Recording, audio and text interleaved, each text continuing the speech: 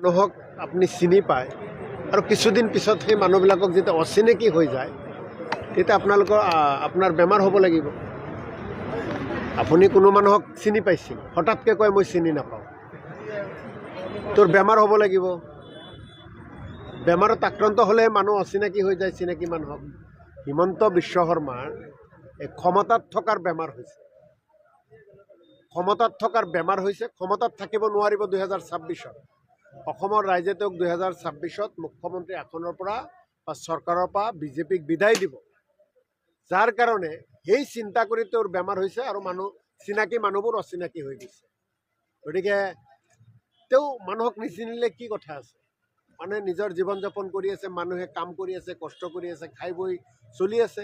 অসমীয়া জাতি এনেকৈ জীয়াই আছে, একেলগে জীয়াই আছে, শান্তিপূৰ্ণভাৱে জীয়াই আছে। আহি থকা সময়তো একেলগে সকলোৱে চাহ চিনাকিৰ জৰিয়তে, আন্তৰিকতাৰ জৰিয়তে অসমত অসমীয়া জাতি হিচাপে জীয়াই থাকিব।